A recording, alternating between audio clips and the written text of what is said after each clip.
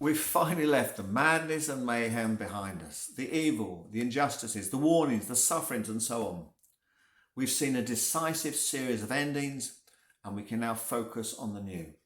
The old heaven and earth, they're no more, and there's a new heaven and earth.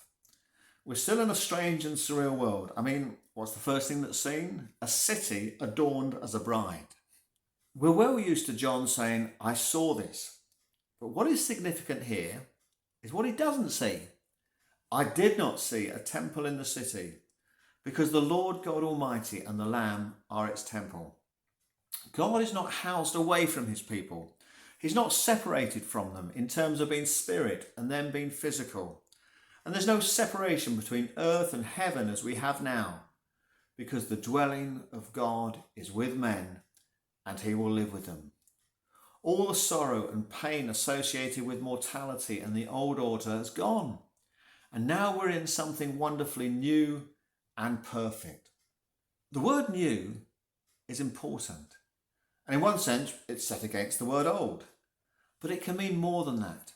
You see, it also means something new, the like of which has never been seen before. The physical realities of an ancient city like Jerusalem are given new spiritual meanings in order to help us understand what being the bride of Christ means. The references to both the tribes of Israel and the apostles assure us that Israel under the Old Covenant and the New Covenant Church, they're in fact one people.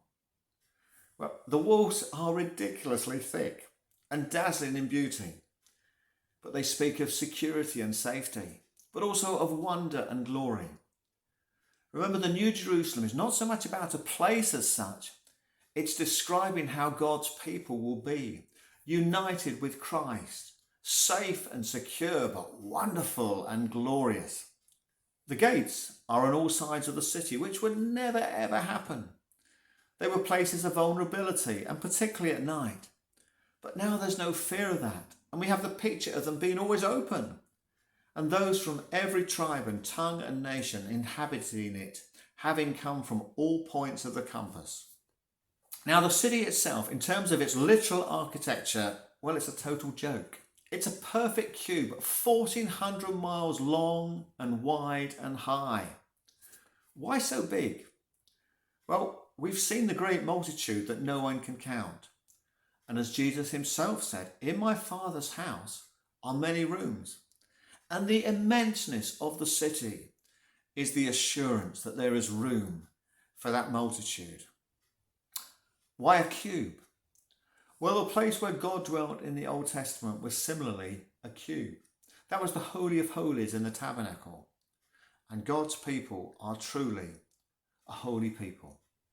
Now, going back to the Old Testament prophets, when they were writing, you might have thought that they were prophesying the future rebirth of a real, literal Jerusalem.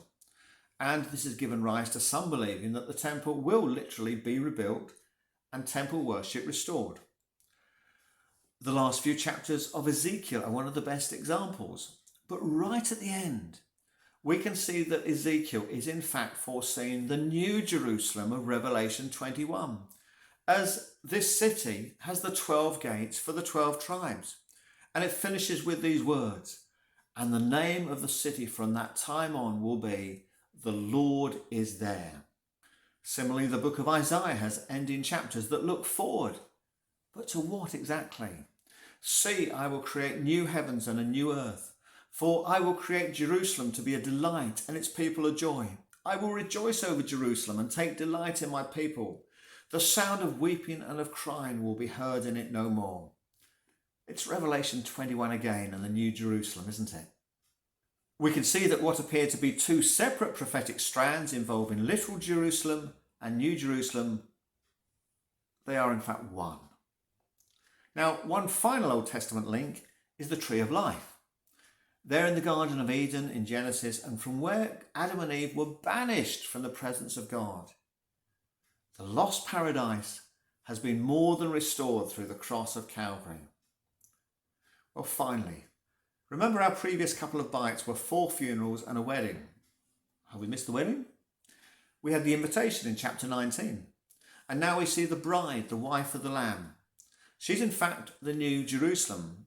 Yes, the place of habitation, but more importantly, the people of God. The wedding's already happened. She's made herself ready, as Paul says in Ephesians 5, where he talks about Christ's passionate love for the church, as he seeks to present her to himself as a radiant church without stain or wrinkle or any other blemish, but holy and blameless.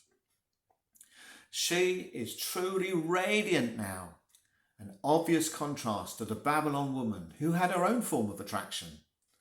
And all through Revelation, the message to the churches has been to be aware of the opposition that God's people face, but to also recognise the more seductive nature of the attractions of the world in terms of Babylon, and how she will attempt to pull us away from God and towards herself.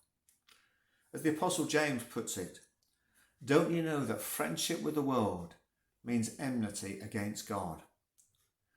This has been the message throughout Revelation, but now the suffering and hardship are no more. God's people have been kept through these times, and in glory they will see his face, and his name will be on their foreheads.